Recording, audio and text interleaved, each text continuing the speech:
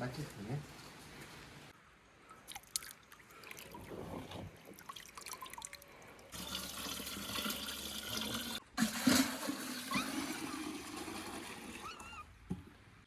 नमस्कार मंडळी, गिरधारा डेअरी फार्ममध्ये आपलं सहर्ष स्वागत आहे. खूप एक वर्षानंतर आम्ही कमबॅक करतो आहे पुन्हा. तर ह्या वर्षी आम्ही हळदीची लागवड केली होती. तर ही बघू शकता तुम्ही हळद. तर ही हळद मला शासनामार्फतच फ्रीमध्ये भेटली होती. तर त्याचं चांगलं उत्पन्न आलेलं आहे. तर ही हळद आता काढण्यात आलेली आहे. ही हळद काढून साफ केली आहे आणि त्याच्यानंतर त्याचे हे कांदे काढले जातात की आपल्याला नेक्स्ट टाईम पुन्हा बियासाठी. तर हे कांदे काढून साईडला ठेवले होते. ही एका प्लॉटची हळद आहे, अजूनही हळद काढणी बाकी आहे. तर ह्याच्या मी आता हळद पावडरची प्रोसेस करतो आहे. हळद पावडर बनवणार आहोत. तर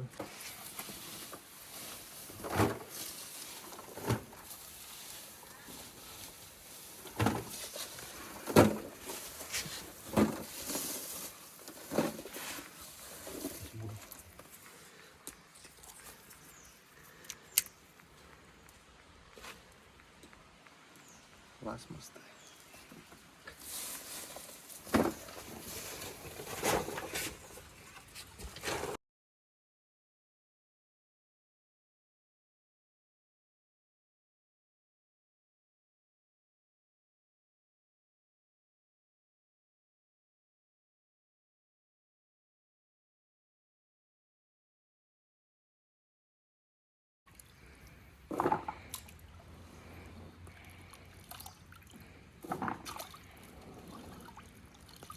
घेऊच नको.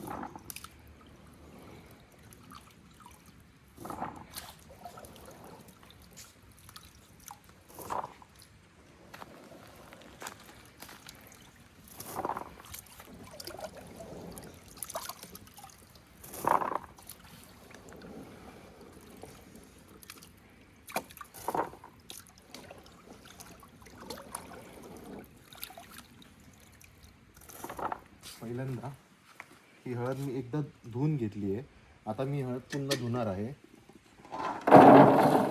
आणि हळद चांगली दोनदा धुतल्यानंतर ही बघा, ही हळद अशी दोनदा आम्ही व्यवस्थित धुतली जाते. कारण ही वर्षभर मातीत असते, खाली कंदमुळं असल्या कारणाने तिला व्यवस्थित धुवावी लागते. अशी दोनदा धुवून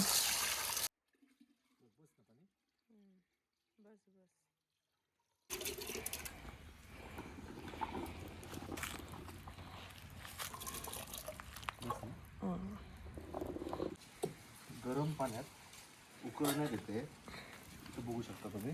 इथं आता मी हळद धुवून नंतर ती कडकडत्या गरम पाण्यामध्ये ही हळद एक अर्धा तास तरी उकळायची असते. ती उकळल्यानंतर 8 दिवस तिला उन्हात चांगल्या प्रकारे तापवून ऊन दिलं जातं 8 दिवस. आणि ही हळद उकडली आहे, ही बघा. आता ही हळद उकडल्यानंतर ही सुकत ठेवण्यात येईल. एक कमीत कमी 8 ते 10 दिवस चांगलं कडक ऊन त्याला देण्यात येईल. आणि ही कडक झाल्यानंतर ह्याची ही सालपाटे पण ह्या प्रकारे निघतात वरनं. आणि ही पूर्ण अशी पिवळसर अशी हळकुंड आपण जे म्हणतो त्या प्रकारे ही हळद तयार होईल. आणि नंतर मी तुम्हाला त्याची पावडर कशी तयार होते याचं मी नंतर तुम्हाला एक नंतरच्या व्हिडिओमध्ये नक्की दाखवेन. हे बघू शकता की हळद आता चांगल्या प्रकारे उकडली आहे. पाणी सुद्धा बघा एकदम पिवळचं हळदीसारखं झालं.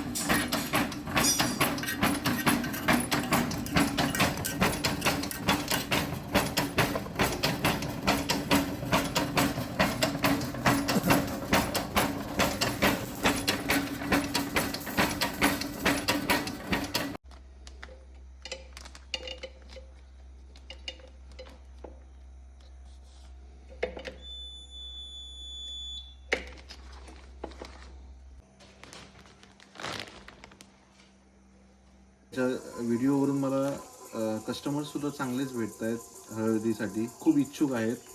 तर त्याच्या बाबतीत मला एक बोलायचं आहे की कस्टमर भरपूर इच्छुक आहेत आणि त्याच्यामध्ये आम्ही एक सांगितलेलं की तो हळद सुकवताना 7 ते 8 दिवस हळद सुकवली पाहिजे. तर आम्हाला हळद सुकवण्यासाठी कमीत कमी 25-30 म्हणजे 1 महिनाच पकडा तुम्ही. 1 महिना कंटिन्यू लागला. कारण ते कसं प्रत्येक ठिकाणाचं ऊन किती आहे त्यावर डिपेंड आहे. तर मला ती हळद सुकवण्यासाठी चांगली आणि आम्ही पूर्ण हळद ही कट नव्हती केली. म्हणजे ती अख्खी हळद जशी उकळली पाण्यामध्ये आणि तशीच ती आम्ही सुकत ठेवली. जर तुम्ही ती उकडून कट करून एका हळदीचे 2-3 पीस करता आणि ती सुकत घालता, ती लवकर सुकते. 15 दिवसात सुकून जाईल. पण आम्ही तशी न करता आम्ही डायरेक्टली ती हळद सुकत ठेवली. त्यामुळे आम्हाला कमीत कमी 25 ते 30 दिवस त्या हळदीला सुकण्यासाठी लागले व्यवस्थित. कारण जास्त जर हळद सुकली असेल तर ही जी हळद आहे ही एकदा गिरणीमध्ये लावल्यानंतर त्याला कसलाही असा वास येत नाही आणि जास्त काळ टिकून राहते जर ती हळद चांगली सुकलेली असेल तर. आणि त्याच्यात वेस्टेजही होत नाही. गिरणीमध्ये तुम्ही बघितलं असेल जेव्हा ते हे करतात, कुट्टी करतात, त्यावेळेस छोटे छोटे कण पण राहतात. जी ओली हळद राहते ना थोडीफार ती कुटली जात नाहीये, तर क्वालिटी पण चांगली राहते नंतर. तर 20 ते 25 ते 30 दिवस लागतात तुम्हाला चांगली हळद कुटवायची असेल. आता त्या व्हिडिओला रिस्पॉन्स मी सांगितल्याप्रमाणे चांगला भेटला, पण कस्टमरची रिक्वायरमेंट आहे. पण हवा तसा कोकणातल्या शेतकऱ्यांना रेट भेटत नाही हळदीचा. त्याचं आता तुम्ही बघितले असेल, आम्ही फर्स्ट टाइमच हळदीचं पीक ह्यावेळेस घेतलं. एक आमचा दुधाच्या एक जोडधंदा म्हणून मी एक हळदीचं पीक घेतलेलं फर्स्ट टाइम. तर त्यामध्ये तुम्ही मेहनत बघितलीच असेल की सुरुवातीपासून, म्हणून मी हा व्हिडिओ बनवला. कारण मार्केटमध्ये जेव्हा मी विकायला गेलो तेव्हा नुसती हळद सुकून जे हळकुंड होती सुकून मला 110-120 रुपये किलो. आणि त्याची मेहनत सुरुवातीपासून मी ह्याच्यासाठी दाखवली की 110-120 किलोमध्ये माझं अक्षरशः म्हणजे जो ट्रॅक्टरचा खर्च आहे पेट्रोलचा तो सुद्धा निघत नाही आहे. कारण त्याची प्रोसेस अशी होती की हळद लावताना नांगरणी करून नंतर ते लावण्यासाठी माणूस, नंतर पुन्हा 1-2 वेळेस त्यांना एक भर घ्यावी लागते चांगल्या प्रकारे, त्याचे एक बेड तयार करावे लागतात. तर ती मेहनत पुन्हा त्याची 2दा तण जे आलेलं असतं ती तणासाठी सगळी साफसफाई करावी लागते. मग आता कोकणात सगळेजण हळद हे असं पीक आहे की त्याला असं म्हणतात की मेहनत नाही आहे, पण मेहनत केली तर त्याचं फळ चांगलंच भेटतं. पण लोक इथं काही रासायनिक खतांचा वापर करत नाही. मला माहिती आहे कोकणात कोणीही हळदीला कसलंही खत घालत नाही. आपलं जे काय असतं गोबर म्हणा किंवा शेणखत म्हणा तेच वापरतो. आम्ही सुद्धा आमच्या गायी असल्यामुळे आमच्याकडे भरपूर प्रमाणात शेण उपलब्ध असल्यामुळे फक्त शेणाचाच वापर केलेला आहे आमचा. जिथं ज्या ठिकाणी गायी वावरतात त्याच ठिकाणी आपण हळद लावली. आणि हळद हे असं पीक आहे कोणी खात पण नाही, कुठलंही जनावर, त्या गायी असो कोणी असो, ते हळद कोणीही खात नाही. त्याच्यामुळे ते एक फायदेशीर आहे की त्याची नासाडी होत नाही हळदीची कधीही. पण जो मेहनत आहे जसं मी सांगितलं तण काढलं जातं, त्याच्यानंतर तणानंतर पुन्हा त्याची मेहनत 2दा-3दा तण काढलं जातं, पुन्हा ती खोदावी लागते. खोदल्यानंतर जी प्रोसेस मी तुम्हाला दाखवली आहे ती पूर्ण तिची जी मुळं असतात, रूट्स जे असतात ती काढावी लागतात. त्याचे तुकडे करावे लागतात. मग त्यातले जे कांदे मी तुम्हाला दाखवले पुढच्या वेळेस जे बीसाठी ठेवलेत ते कांदे बाजूला काढावे लागतात. ह्याला एक कमीत कमी 8 दिवस तुमची मेहनत जाते. त्याला पुन्हा तुमची लेबर कॉस्ट जास्त जाते. ते झाल्यानंतर तिला चांगल्या प्रकारे धुणे, नंतर ती गरम उकळत्या पाण्यामध्ये उकळून त्याला उकळवणे, ह्या सर्व गोष्टी ज्या आहेत प्रोसेस तुम्ही बघितली असेल, भरपूर लेंदी प्रोसेस. पुन्हा ही हळद जेव्हा गिरणीमध्ये कुटायला जाते तेव्हा 60 रुपये किलो रेट आहे. म्हणजे शेतकऱ्याला हा 60 रुपये एका किलोला, एक हळकून 1 किलो जे असतील ती कुटण्यासाठी तुम्हाला 60 रुपये द्यावे लागतात गिरणीमध्येच. म्हणजे विचार करा, हे 60 रुपये तर तुमच्या इथे गेले आणि ही एवढी मेहनत आणि तो हवा तसा रेट कोकणात भेटत नाही आहे. आता सध्या तरी मी एक 40 ते 50 किलो हळद विकलेली आहे माझ्या अजूनही स्टॉकमध्ये. पण हवा तसा त्याच्यातनं मोबदला भेटला नाही. म्हणजे त्याच्यात नुकसानही नाही आहे आणि जास्त प्रॉफिटही नाही आहे मेहनतीप्रमाणे. तर मला सांगा आपण शेतकऱ्यांनी की तुम्ही हळद कुठे विकली, तुम्हाला काय रेट भेटला आहे, आणि कमेंटमध्ये नक्की सांगा आणि चॅनलला लाईक आणि सबस्क्राईब करा.